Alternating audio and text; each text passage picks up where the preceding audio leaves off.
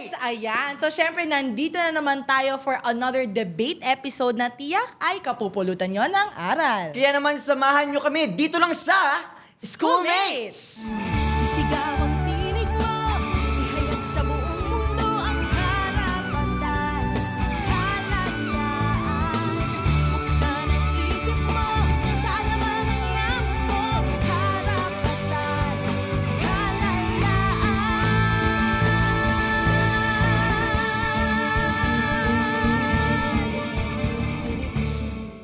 Schoolmates, ngayong taon, muling isasagawa ang Sangguniang Kabataang Elections or SK Elections. Kaya naman, puspusan nga daw yung paghahanda at paghihikayat ng Commission on Elections para sa mga kabataan na magparehistro at bumoto. Tama, no? Ngunit sa kabila ng mga paghahandang ito ay sinabi ni DILG Secretary John Vic Remulla na kung mabibigyan siya ng pagkakataon ay nais niyang i-abolish ang Sangguniang Kabataan. Dahil ayon sa kanya, no, nasa 50% daw sa mga ito ay hindi nagagampanan ang kanilang mga tungkulin. Nako, medyo matinding Mainit-init. allegation yun. No? At Grabe. syempre, no, kamakailan lamang ay naging debate din online yung naging desisyon ng Civil Service Commission ng pagbibigay ng automatikong eligibility sa mga qualified. Oh, ano nga ba yung meaning ng qualified SK officials? No? So bukod pa rito ay ang proposal ni former National Youth Commission or NYC Chairperson Cesar Chavez na gawin na lamang Youth Environmental Corp ang Sangguniang Kabataan. Yes, schoolmates, hindi na iba sa atin ang mga isyong naririnig tungkol sa Sangguniang Kabataan. Kaya ngayong araw, handa na ba nating sagutin at pagdebatihan kung narapat ba i-abolish ang Sangguniang Kabataan? Kaya schoolmates, atin nang kilalanin ngayon ang mga debaters mula sa NU Debate Society na pabor sa pagbuwag ng Sangguniang Kabataan or SK dahil hindi na raw nito nagagampanan ang totoong mandato nito. Kaya panoorin po natin sino-sino nga ba sila. My name is Nicole Andre A. Rivera of National University Manila. I'm currently a third year from the Political Science Department. It is still a topic that should be addressed. So it was interesting for us to think about the implications of what would happen about SK abolition and think about situations in which it would indeed improve our lives or it would give more or less representation to the youth. My name is Lara Sofia Magalang. I'm 20 years old. I'm also a third year AB Political Science student from National University Manila. As a group, we actually a little much preparing for the topic, like what are our initial thoughts, what are the possible outcomes that would go with this kind of topic or revolve in this kind of topic. But I think with that kind of preparation, I have the full trust in my teammates that we could do our very best in this episode. My name is Nathaniel Alexander J.C. Basil, 21 years old, also third year AB Political Science student from NU Manila. I believe that we are here to discuss with a meaningful dialogue, not to argue about whether we are right or wrong, and eventually find a solution that not only benefit the interests of the youth but also the society as well. Ngayon naman, ang mga debaters na hindi pabor sa pag-abolish ng Sangguniang Kabataan mula sa FEU Political Science at naniniwalang tinig ng kabataan sa local government ang SK. Panoorin natin to. Ako po si Francine Margaret David de los Santos, third year political science student po, coming from Far Eastern University and SK chairman din po from Barangay 896, Zone 99, Metro Manila. Coming from an incumbent SK chairman ngayon pong year, nakakalungkot po talaga at nakakapanlumo na mabigyan ng ganitong topic dahil mas kailangan ng Pilipinas ngayon ay hindi ang pagbuwag ng mga sangguniang kabataan, kundi kailangan pang dagdagan ang partisipasyon when it comes to youth today. Hindi naman talaga SK ang problema, kundi ang problema ay ang sistema mismo ng ating bansa. Hi, I'm Maxine Magpaya Mananguete, at 20 years old from Far Eastern University and a third year political science student. And on the aspect of the group as well, we did preparations in terms of argumentation basis on pointers para ma-scope namin lahat ng mga possible arguments, and so we can lay out all of the arguments that we can present to the people as well. I am Rosanar Casiano, and I'm also 21 years old, studying at Far East University, Manila, at third year BA Political Science student. Bilang isang kabataan at bilang isang estudyante ng bansang Pilipinas, ay inasahan ko ang isang magandang paglatag na argumento. At inasahan ko rin dito na magkakaroon kami ng konsepto ng knowledge sharing na kung saan hindi lang kami limitado sa aming stance, ngunit maintindihan din namin ang kanilang stance. Sa aming pagbabalik, isa na namang mainit na debate ang ating masasaksihan. Kaya naman, tune in lang and stay dito lang sa Schoolmates!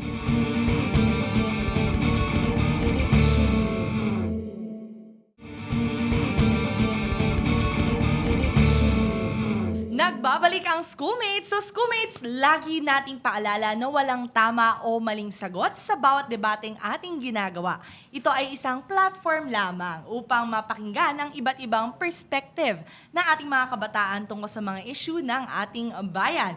Kaya naman bago tayo magsimula, atin munang panoorin ang ground rules ng ating debate. Narito po.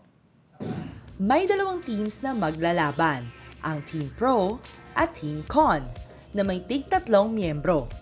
Ang team leaders ang unang sasalang sa ating debate. Para sa bawat tanong, may 3 rounds or lives ang bawat isa na may 30 seconds per speaker per round.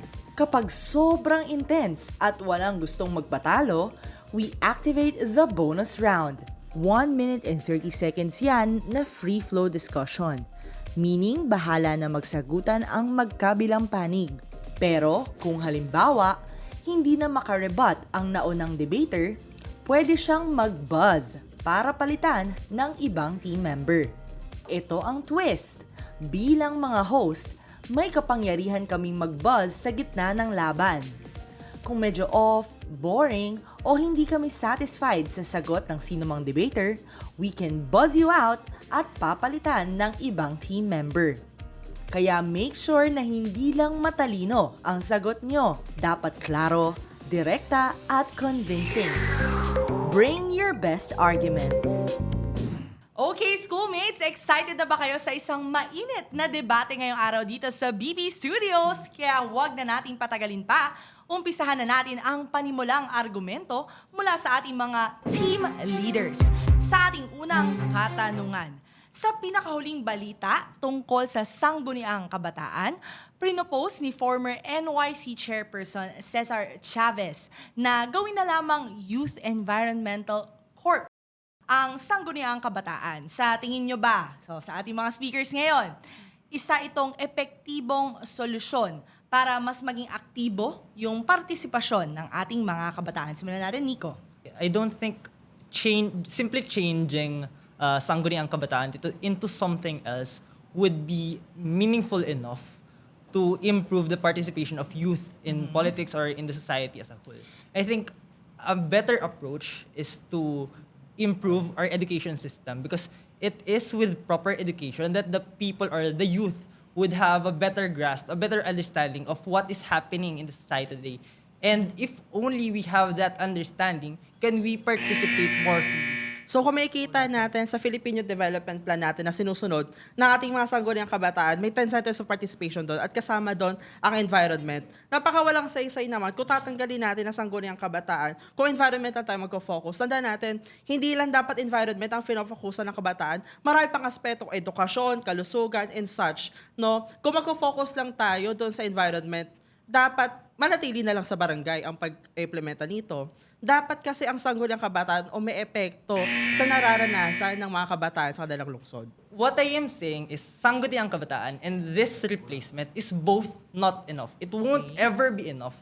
An organization or being a part of a government like this would never be enough to encourage the kabataan, mga kabataan sa pag-join ng initiatives, because makaka-join lang sila kung alam nila yung nangyayari at malalaman lang nila ang nangyayari kung properly educated sila. Okay. Ayan, tandaan natin na hindi lamang environment ang concern ng kabataan, no? Kung gusto nating ma-engage ang bawat kabataan, dapat matouch din natin yung ibang features, no? So, dapat nakikita rin natin yung problema ng kabataan na hindi lamang siya limitado sa kalikasan.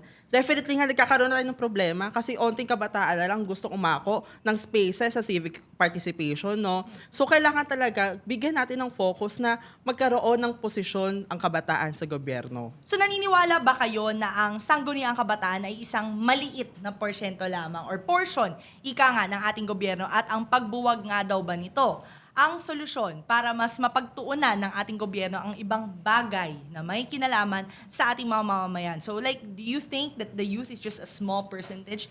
Why or why not is that true? Nico? Okay, so first and foremost, I do not think that the youth is a small percentage. Even right now, 10% of the IRA of the barangays goes to the Sangguniang Kabataan. What I think rather is that Sangguniang Kabataan, in its form right now, in its structure right now, is not enough to inculcate the Filipino youth to joining organizations or joining the society or joining the discussions, the discourse. But it's a structure that encourages the youth rather to be more involved in the politics as we know it today. And that politics is not that good. Okay. Ken? Tandaan natin na ang sangguniang kabataan ay isang opisyal na posisyon sa gobyerno na kung saan pinapakinggan ng boses ng kabataan. No? At saka wag natin isang tabi ang kabataan. Tandaan natin, 2025, nagpanalo ang kabataan ng progresibong mga politiko at nagpanalo ng progresibong mga polisiya. Ngayon, kung tatanggalin natin sa posisyon ng kabataan sa pamamagitan ng sangguniang kabataan, paano na yung nasimulan ng kabataan noong 2025? No? So at saka, hindi ito maliit. Sa konsepto ng public administration, meron tayong tinatawag na bottom-up approach. Kailangan natin siya intindihin na dapat ang boss ng grassroots ay naririnig sa paggawa ng polisiya. I want to ask, if ganito nga, may bottom-up approach, may grassroots approach, bakit hindi ramdam ng kabataan ang sangguniang kabataan? Personally, hindi ko ramdam. Personally, hindi ramdam ng ibang mga kasama ko. And usually, kung sangguniang kabataan ang nagre-representa sa mga kabataan, bakit usually yung mga nananalo is anak ni kapitan, anak ni congressman, anak ni chairman, hindi yung nasa grassroots talaga. Masasabi natin sila ay elite. So, hindi natin masasabi na yung kagustuhan ko, kagustuhan niya, at kagustuhan ng mga batang nasa lansangan ay may empower nila. Tandaan natin yung existence ng elite hegemony sa ating mga grassroots governance katulad ng barangay ay isang problema na nagbunga sa isang maling sistematiko. Ibig sabihin nun, hindi lamang SK yung may problema si barangay, may problema si LGU, may problema yung iba pang mga opisina na nagkakaroon ng siyang gumagabay dapat sa SK. Tandaan natin na itong SK na to, ang konsepto ng SK ay maganda. Ngunit nababago lamang siya o pumapangit dahil walang magandang suporta na nananggaling sa LGU at hindi rin maayos yung sistema ng kanilang pinanggalingan. Sige, pasok tayo ngayon sa free flow discussion. So I want to hear more about what you're saying na what is it about the people who are being elected as part of the SKs? What does that say about the effectivity of these leaders and how does that make total SK ineffective in your opinion? First and foremost, those that are elected in SK, whether or not they are part of the elite or part of the major political parties, they are not educated enough. They did not finish their educations. They are not that knowledgeable in terms of politics, in terms of legislation. Tandaan natin, ex-officio members ang chairman ng kabataan sa barangay. So, kasama sila sa bumoboto. So, kung hindi nila alam kung ano yung pagbobotohan nila, paano tayo makaka-sure na maganda yung isusulong nila? Ayun nga po. So gusto ko lang din isingit na tandaan po natin na ating sangguniang kabataan na nag-undergo ng very much training, no? So meron training na nilalatag ang NYC, may training na nilalatag ang LYDO. Hindi natin siya masabing incapacitated sila kasi ang daming training na. At tandaan natin, sa posisyon sa barangay, sa posisyon sa sangguniang panglungsod, kailangan ng boss ng kabataan, especially, sino bang nakaupo na ex-officio member sa councilor? Sino ba nakaupo ng ex-officio barangay gagawad na siyang kumite? Masasabi mo bang effective yung mga training na to? Ganitong marami tayong issues against SK corruption. Andyan yung issue ni Yan Ibay about Highland. Andyan yung issue about around Albay na merong 300,000 corruption cases na sinasabing naging scapegoat itong kabataan. Hindi niya alam kung anong nangyari. Akala niya maganda yung pinasa ng kapitan niya pero nag-agree siya. Ayun. Pero wag din natin isang tabi na ang dami ng SK na namayagpag pagdating sa paggogobyerno. Tandaan natin nandiyan ng Pasig, nandiyan ng Quezon City, at nandiyan ng Naga. Pero kung marami yung harms sa maraming kabataan na ito, worth it ba na magkaroon pa ng SK kung ang daming corruption cases? Ang nagiging, kung yung napagbubunsod nito, may corruptions na nangyayari lang dahil sa kabataan, dagdag pa to sa problema ng bayan. Hindi naman sapat yung naitutulong na bibigay nila. Para lang dito sa mga nananakaw, mga misappropriated na funds. Tandaan natin, hindi din audited ang SK. Walang internal na nag-audit sa kanila bukod sa sarili nila. And separate sila sa barangay. Okay, maraming salamat, Ken and Nico. Max and Lera, ready? Let's focus on a bit on corruption. So, I think it's medyo related because ang humahawak ng pondo ang ating Sangguniang Kabataan. So, naniniwala ba kayo na ang pondo ng Sangguniang Kabataan ay hindi nasasamantala at nailalaan ba ito sa tama? Do we have concrete examples? Why or why not, Lera?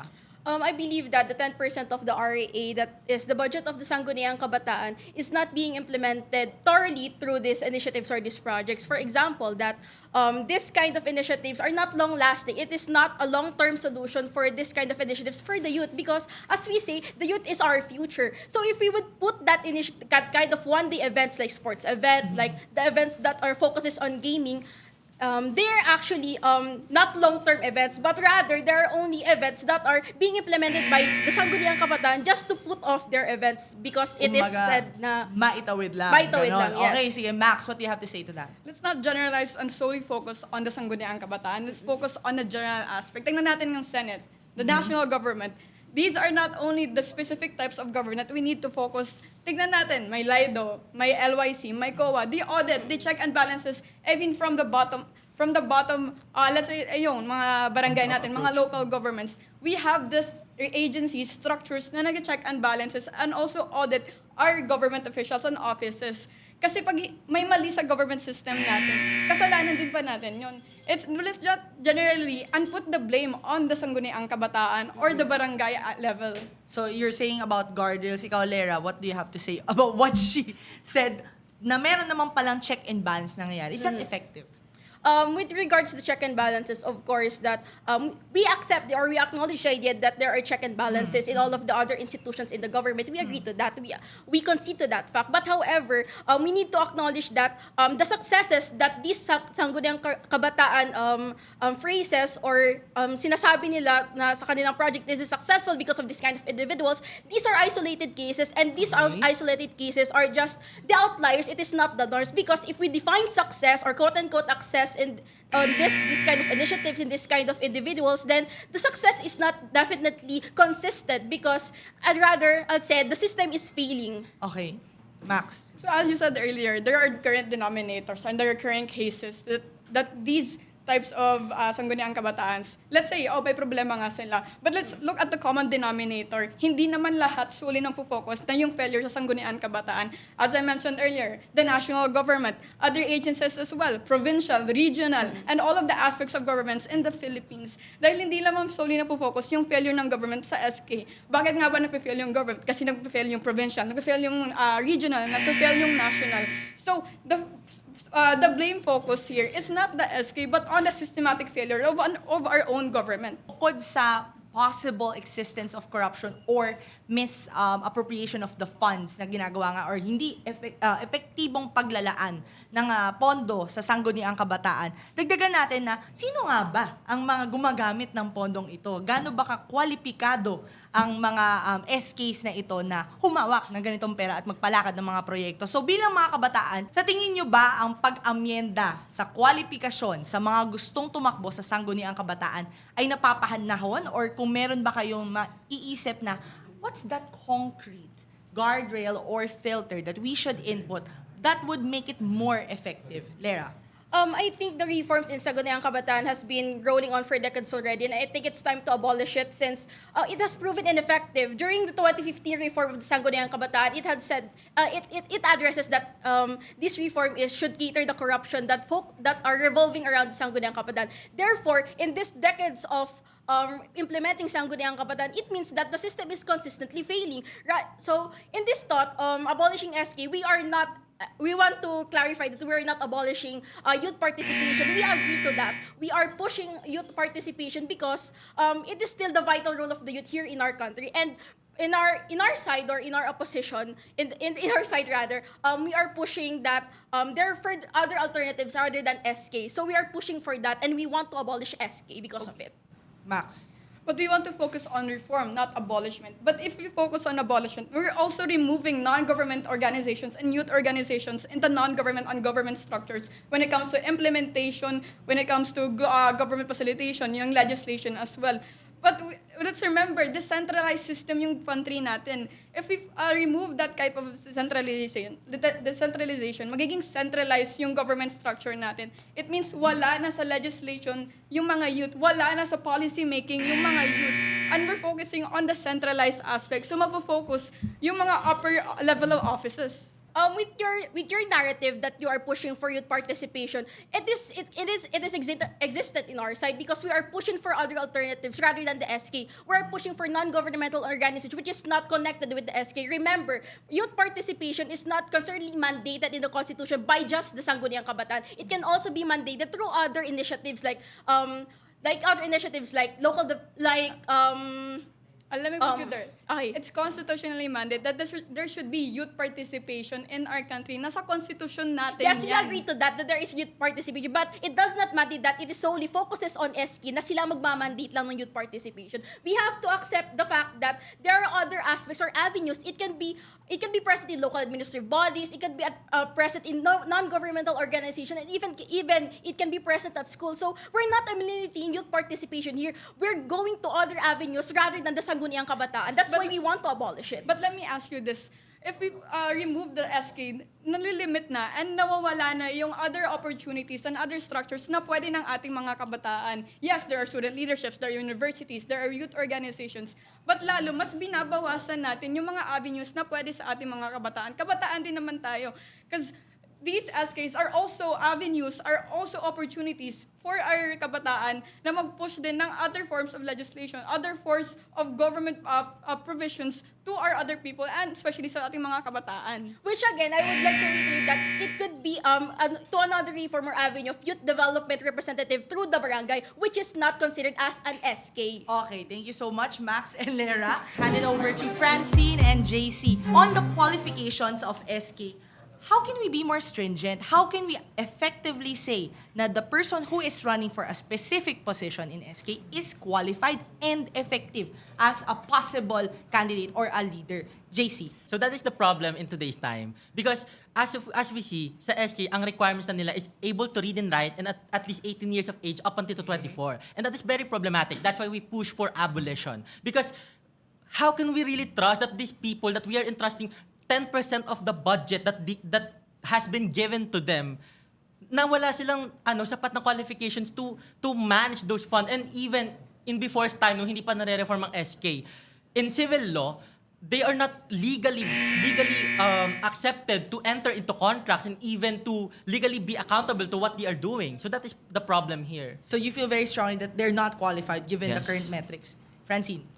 What do we mean when we come to a conclusion when it comes to qualifications? Hindi lang naman nababase sa edukasyon ng kakayahan ng isang kabataan. Hindi lang naman nababase sa kanyang estado sa buhay ang kakayahan ng isang kabataan. For me, I do believe that in order for us to safeguard and to guarantee the qualifications, kailangan talaga magmula sa tao at isang hudyat niyan ay binoto sila at nihalal sila ng mga mamamayan. Isang punto yon na mahalaga na dapat hindi natin makalimutan. So we agree to the idea na talaga namang mamamayan ang mahalaga dito, especially yung mga kabataan na bumoboto. But then again, sino nga ba ang mga binoboto nila? Anak ni kapitan, apo ni kapitan, tiyuhin ni kapitan. 'Di ba? That is the problem here. We are fostering political dynasties from the bottom itself. Lahat naman tayo nag-agree here na bottom to up approach. But again, how can we tackle the evil from the top if we can't even begin to repair and clean up those at the bottom, the problem at the bottom? Kaya nga we propose na dapat na talaga siya i-abolish. Because one, hindi naman na din na siya safeguard kung talaga bang just because you are running for this is talaga bang sapat yung kakayahan mo para mamuno dun sa posisyon na yon. Salamat, JC. Back to you. Tandaan natin na ang SK Reform Act lang ang merong anti-political dynasty. Unang-una yon sa aking punto. Ikalawa, hindi naman talaga problema ang Sangguniang Kabataan. Ang problema ay ang cyclical na operasyon ng sistema mismo na ingrained sa ating bansa. Pangalawang punto yon. At ang aking ikatlong punto ay kung tatanggalin natin ang Sangguniang Kabataan, tinatanggalan lang natin ng karapat-dapat na espasyo ang mga kabataan sa mismong sistema para sa ating Pilipinas. Kung hindi ang mga kabataan, sino at paano? Okay, back tayo ulit ha. I need a concrete, specific example of additional filters that we should be having? Or if not, and if you suggest that it's fine, it's okay, the current metrics are, because it gives liberty, please do defend your answer. JC. Okay, so this is why we believe na dapat na talaga siya i-abolish. Although tama naman siya doon sa idea niya na parang mahalaga ang kabataan in terms of like for example, in governance. Kasi tayo yung pinaka unang step sa pagkakaroon ng magandang gobyerno. But then again, we should take into account, for example, COA. Lagi nireklamo ng COA yung unliquidated na mga funds na nakukuha nila from SK. Ano ba nangyayari talaga dito, guys? So yung ba yung masasabi natin talaga na tamang namumuno and at the same time, credible na mamuno para sa ganong klase na posisyon? That's why we believe that even if meron tayong reforms na binigay, political dynasty, yes, tama yun. Yun sila lang ang merong for political dynasty. But then again, meron itong loopholes. Imagine, as long as hindi kayo magkamag-anak in terms of magtatay or maglolo, hindi kayo pwede tumakbo. Pero paano yung magtsuhin? Paano yung magpinsan? Pwede kayong tumakbo. So may loopholes pa rin and hindi na si-safeguard doon yung political dynasties. Right. Ang tanong dito is para kung paano natin talaga masi-safeguard when it comes to qualifications, when it comes to SK. So for us, hindi talaga dapat completely abolish ang sangguniang kabataan, kundi dapat lamang na magkaroon pa ng further enhancing and further, of course, awareness, and another is training. Nabanggit niya po yung sa COA, ang mga unliquidated na mga funds, pati unliquidated budget ay hindi lamang po nakasaklaw sa kakulangan ng mga SK, kundi mismo sa programa when it comes to the mother barangay at after ng mother barangay, it comes to the municipal. Hindi lang talaga siya bottom-up approach dahil sa 10% na IRA, ang malaki nakaka-apekto at nakakaharang doon ay yung mas malalawak na antas pa ng pamunuan, which is the mother barangay nga. Bilang mga kabataan at nasa ilalim ng pamumuno ng isang SK official sa inyong lugar, sa tingin nyo ba, okay, dagdagan natin, bukod sa kwalifikasyon, tingin nyo ba na yung mga current na panuntunan o programa na inilalagak ng mga SKs natin upang maalalayan at matulungan ng ating mga kabataan ay talagang sapat or talaga bang nare-representa nito ang mga pangangailangan nila?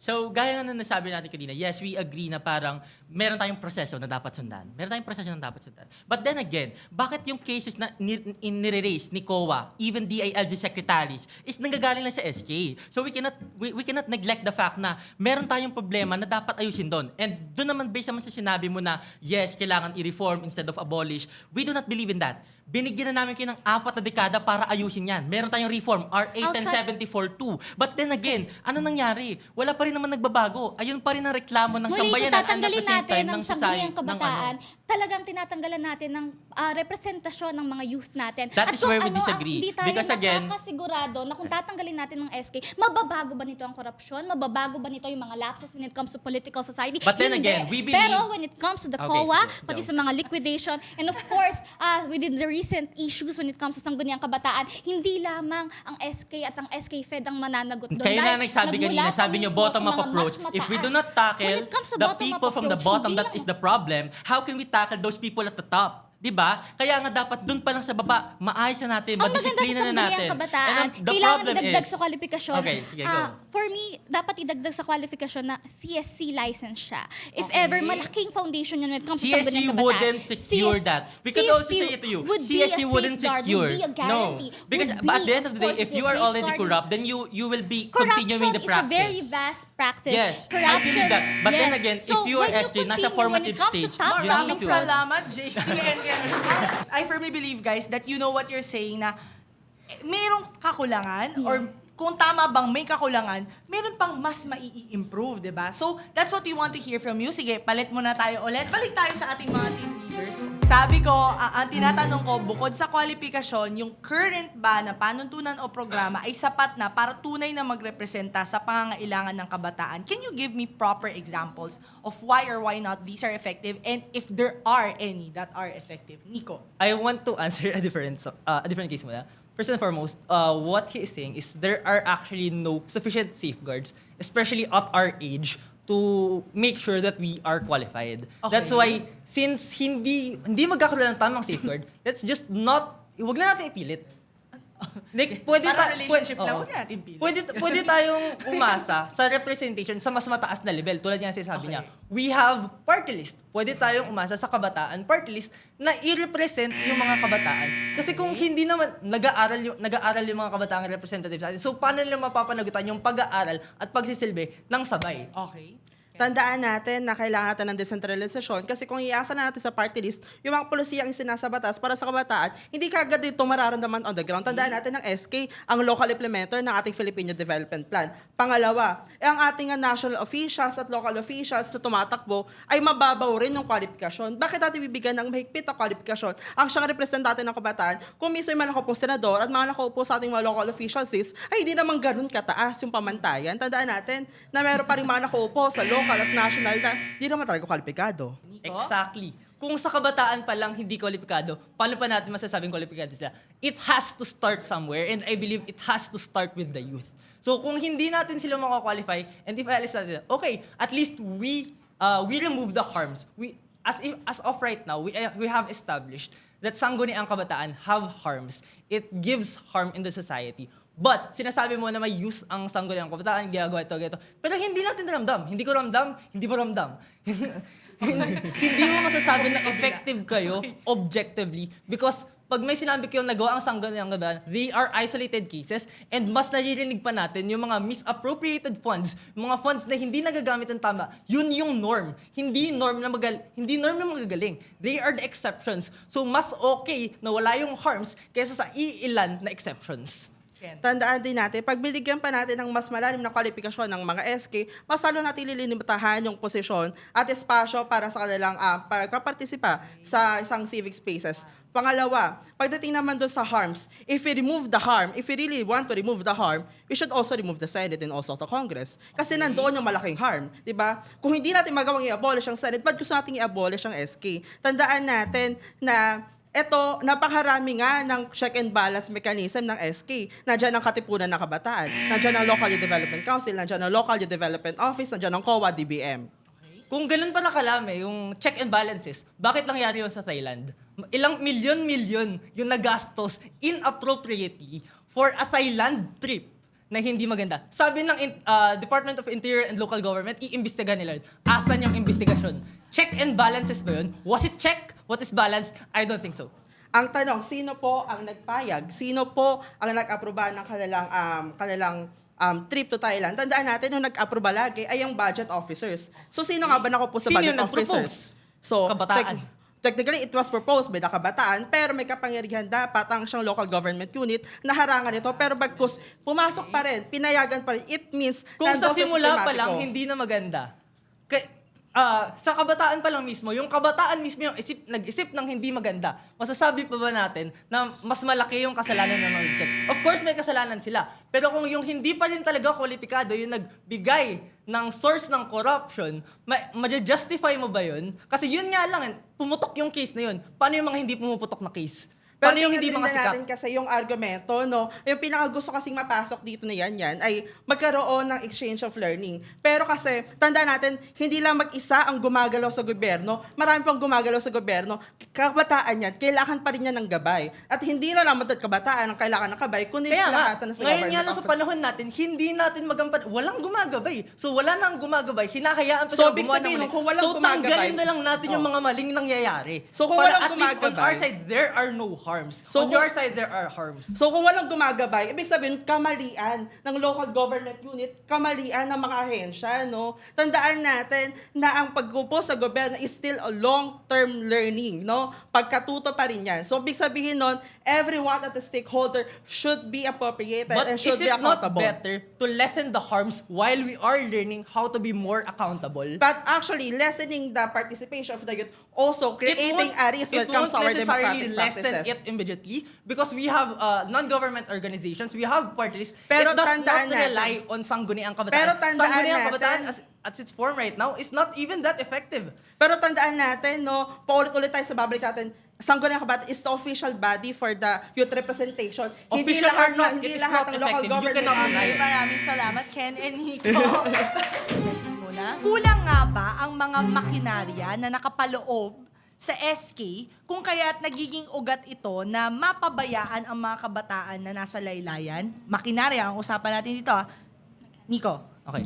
Yes, it is very lacking. Okay. So, sabihin na natin, dun pa lang sa check and balances. Walang maayos sa check and balances when it comes to how SK uses their funds. So, sabihin man natin, oo, i-check nga lang nasa taas. Pero hindi nga nila na-check eh. So, gumagawa lang tayo ng panibagong butas para mag-foster ng corruption. Yun yung sinasabi namin. SK fosters corruptions at such a low level that it cannot even be thoroughly monitored by and audit by the COA because napakaraming barangay, napakaraming. So, mas pinapahirapan lang natin yung sarili natin na i-check yung corruption na nangyayari. Okay. Just an eye-opener, when it comes to mechanisms of the Sangguniang Kabataan, we have the ABIP, we have the CBDYP, we also have the discretion when it comes to the ALG, the COA, and of course our SK Federation. But with all that, it is also evident that there are lapses when it comes to SK, but that should serve as a dim silver lining. Hindi dapat tayo mapanghinaan sa mga pagkulang. Nandiyan na ang mga kakulangan. Bakit hindi natin reformahan? But this time, this reform should be genuine because the youth needed and the youth is entitled to serve with integrity and of course with proper system. So, nagsabi ka ng 5, at least 5 yun. Pero lahat ba sila napigilan yung mga corruption na nangyari, na sinabi ko kanina nangyari? Hindi, di ba? So, we can objectively say that such mechanisms are ineffective. So masasabi natin kung ineffective sila, wala na silang bilang. Hindi na natin sila maaasahan. So kung hindi natin sila maaasahan, bakit pa rin natin itutuloy? Bakit pa rin natin sasaksakin yung sarili natin sa mga corruption na nangyayari? Lumulusot yung pera lang sa mga kamay ng taxpayers, papunta sa bulsa ng kung kani-kanino na hindi natin alam. So bakit pa natin ito ipagpapatuloy? O nga, maganda yung essence, maganda yung thought, pero doon tayo sa application. Nangyayari ba yung application? Hindi. 40 decades, that's enough. We should stop it now. Sinusupalpal natin lagi ang Sangguniang Kabataan when it comes to corruption, pero hindi natin alam na sila mismo ang tanging mekanismo lumalaban doon. I can say that because first and foremost, nakalatag na ang sistema bago pa magkaroon ng Sangguniang Kabataan. Nandiyan na ang corruption, nandiyan na ang ingrained dynastical political systems, nandiyan na siya bago pa ang Sangguniang Kabataan. Ang tanging problema lang, ang Sangguniang Kabataan ngayon ang napupuna dahil ito ang pinakabago. Bago pa lang ito in 40 decades, within that 40 decades, ang mga reforma ay hindi talaga genuine dahil ang mga alam natin sa Senado, they're also ingrained with their own interest. Okay, sabi mo nga, yung Sangguniang Kabataan, gusto nilang lumaban. Pero sila yung ginagamit ng mga nasa taas. Kasi, paano kung si Chuhin ko, paano kung si tatay ko, sinabi na ito yung gagawin ko?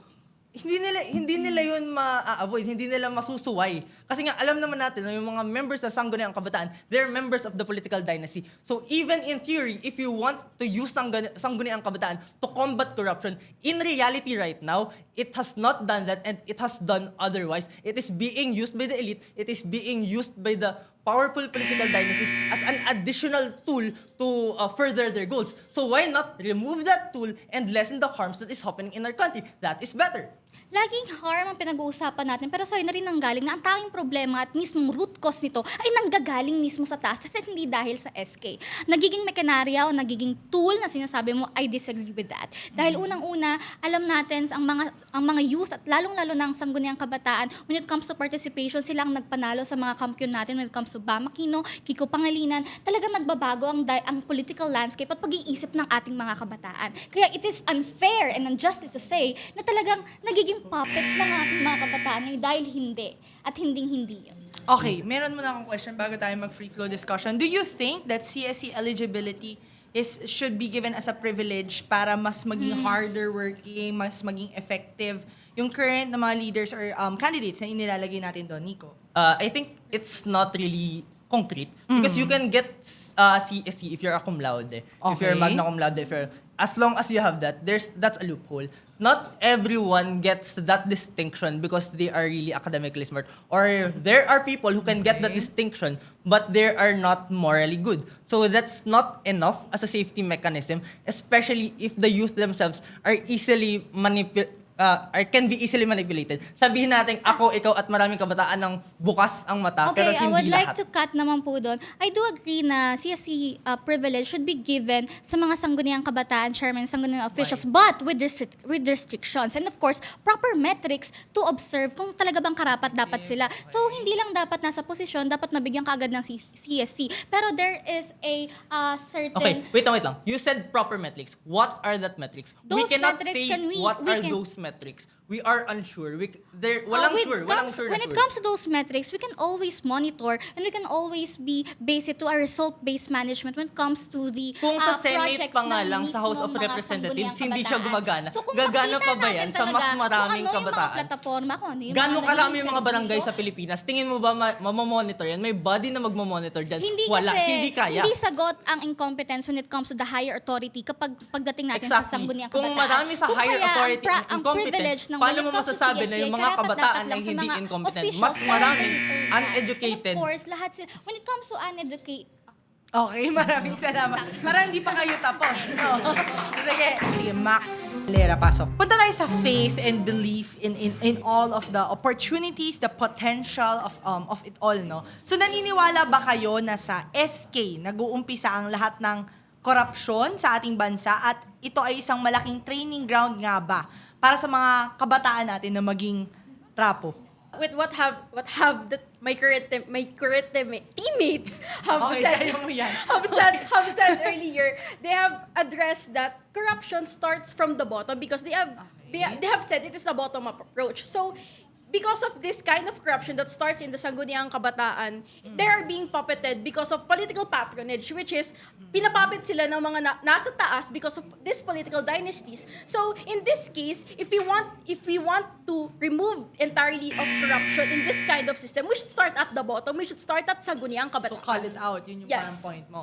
Max. I think that's a discerning factor kasi hindi bottom-up approach yung sa Philippines. Let's not preach about bottom-up. Let's look at the reality aspect. Top-down approach yung bansa natin. Okay. Nagsisimula sa taas, national. Ano ba yung pag-deliver ng mechanisms, ng funds? Simula sa taas, national, regional, provincial. Binibigay yung funds muna sa taas. Kasi existing na yung problem before, as mentioned earlier by my teammates, existing na yung problem before SK was even created.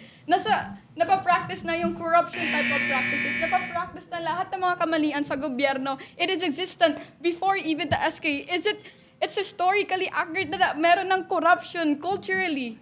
Okay, so not decentralizing, but more of decoupling corruption as not because of SK, but rather it's already existing, just also in another governing body like SK. Lela, anong masasabi mo when it comes to pagiging trapo? Like, do we train? Is it actually happening na tinetrain natin ang mga kabataan maging trapo, lalo na kapag pumapasok sa SK? Well, actually, the term of what I'm gonna address first what she have said earlier. What she have said earlier. So she have said earlier that corruption has been lying down for decades already. Meaning it is historically rooting that there is a systematic failure. We agree to that. We concede to that. We concede to that idea. So it means that during those decades of having this corruption, nagsistart talaga siya sa Sangguniang Kabataan because kung talagang from the start there is corruption, then why brought up a new kind of organization that is also breeding the same kind of environment or system that has been lying down for decades already? Meaning we should abolish it. Let's look at the aspect. You said historically accurate. Sino ba yung introduce ng politika sa akin? Mga Amerikano, mga Espanyol. Sila yung nag-introduce. Dahil sa ganyang aspeto, walang bottom-up approach. Dati, top-down approach talaga yung introduce sa ating ng ating mga colonizers. And dahil dito, pinapasa nila yung trapo kind of politics, yung trapo kind of politicians, public servants sa ating mga sangguniang kabataan. But that's not the sole problem of the SKs. It's the sole problem of our government. Historically embedded, geographically embedded na siya sa ating bansa at sa ating kultura because of those colonizers. Okay, sige. Baka doon na tayo sa final question natin. So, wala na tayong free flow after this. We just need you to specifically answer this question. So, ang pag-abolish ba ng Sangguniang Kabataan, dapat o hindi dapat, given all the arguments you've raised? Lera? For us, of course, from the start that we have come up from this debate, dapat talagang i-abolish ang SK because abolishment of SK is not eliminating youth participation. We have already talked about that earlier. It is not anti-democracy because we are proposing new avenues of youth participation that are existing already in other organizations like NGOs, local administrative bodies, like what you have said earlier. We are proposing this kind of initiatives because we have already put the effort on reforms on SK, which is therefore it is said that it is systematically failing. So if we would push that another reform for SK, then are we not wasting our resources on this kind of reforms? Hindi dapat i-abolish ang SK because if you abolish SK, you're already centralizing the government structure, the government policy making when it comes to the national government. Kasi pag mawala yung SK, mawawala yung boses ng kabataan. We're already limiting their voices. We're already limiting their avenues. Let's look at the Philippine aspect. Let's look at geographical, historical, and cultural aspect. Dahil nga dati may mga datos, may mga sultan. Sila yung nag-implement ng mga policies sa ating mga kababayan mula sa baba, pumunta sa taas. And dahil dito, we should stop preaching na we should not only stop preaching na kabataan ng pag-asa ng bayan. We should be part of that change. We should be part of them. First of all, maraming salamat sa ating mga debaters. No? Schoolmates, sa aming pagbabalik, ating malalaman sino nga ba ang best speaker ngayong araw at syempre yung say na rin ng ating mga schoolmates sa ating social media. So lahat ng yan ay sa pagbabalik lamang ng Schoolmates!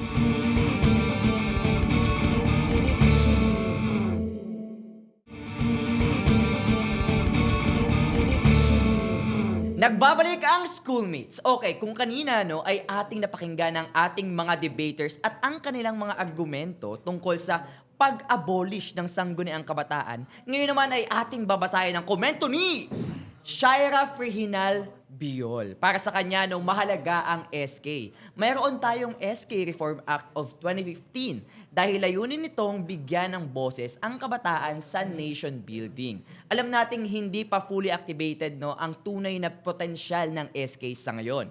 Pero ayon sa kanya, imbes na buwagin ito, mas maganda kung magkaroon ng karagdagang reforma. Palakasin pa sana ang mga aktibidad at programa para sa mga kabataan sa local government level. Ika nga transformation over termination. Wow!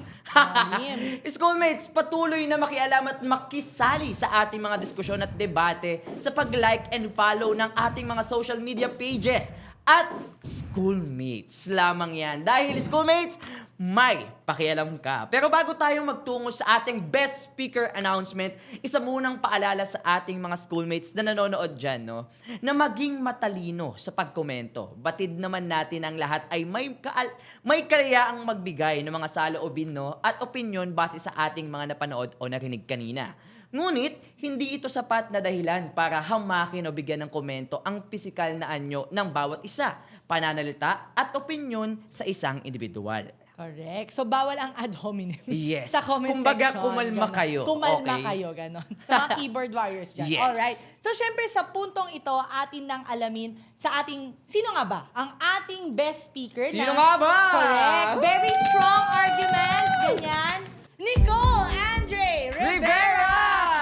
So, congratulations. Pero honestly, Congrats, sobrang Nicole. gagaling ng debaters Yes. natin today. At marami din ako napulot from our mga speakers o mga debaters natin kanina. So, sana Sobrang proud eye-opener kayo. nga nila eh. Proud Wow. kayo of yourselves. Ayan. Perfect so much, no? Yes. So, dahil nga nag-notes tayo kanina, James, simulan mo. Nag-notes ako ng marami, pero iiklian ko lang since malaman naman yung bawat argumento ng bawat isa. Ang nasulat ko lang dito is, abolishing SK might solve surface-level issues, but it also risks silencing the youth voices. The deeper problem isn't just the system.